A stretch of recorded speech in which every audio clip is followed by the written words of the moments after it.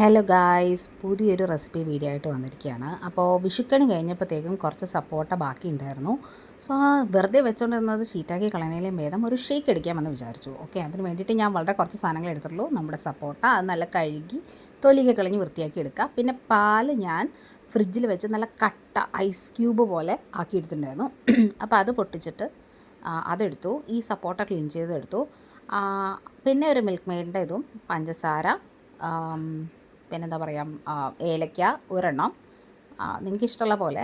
ഞാൻ ഒരെണ്ണം എടുത്തുള്ളൂ. അതേപോലെ തന്നെ ഗ്രാമ്പൂ. അപ്പോൾ ഇതെല്ലാം കൂടെ നമ്മൾ മിക്സിയിലേക്ക് ഇടുകയാണ്. അപ്പോൾ പാല് ഇങ്ങനെ കട്ടയായത് കൊണ്ട് ഞാനത് പൊടിച്ച്, പൊടിച്ചെന്ന് വെച്ചാൽ അങ്ങനെയല്ല, പൊട്ടിച്ചിട്ട് ഇട്ടു. പിന്നെ അതേപോലെ മിൽക്ക് മെയ്ഡ് ആഡ് ചെയ്തു.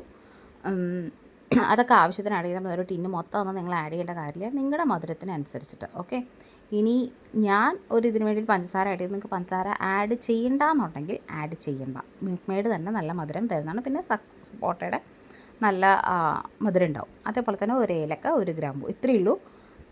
നന്നായിട്ട് മിക്സിയിലിട്ട് അങ്ങോട്ട് അടിക്കുക. ഒരു പ്രശ്നമില്ലാണ്ട് നന്നായിട്ട് അടിക്കുക. അപ്പോൾ നമുക്ക് നല്ല തരിയൊന്നും ഇല്ലാണ്ട് നല്ലതായിട്ട് കിട്ടും.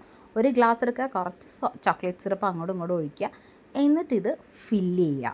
നല്ല സൂപ്പർ അടിപൊളി സപ്പോട്ട ഷേക്ക് റെഡി. ഈ വേനൽക്കാലത്തൊക്കെ നിങ്ങൾക്ക് അടിപൊളിയായിട്ട് സിമ്പിളായിട്ട് പിള്ളേർക്ക് കൊടുക്കാവുന്ന കാര്യമാണ്.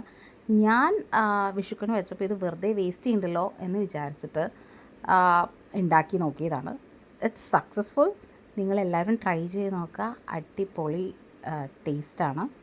ഓക്കെ, എല്ലാവരും വീട്ടിൽ പരീക്ഷിച്ചതിന് ശേഷം എന്നോട് കമൻറ്റ് പറയുക. ഓക്കെ, ഇതേപോലെയുള്ള ഇനിയും നല്ല നല്ല റെസിപ്പീസും വീഡിയോസുമായിട്ട് ഞാൻ ഇനിയും വരുന്നതാണ്.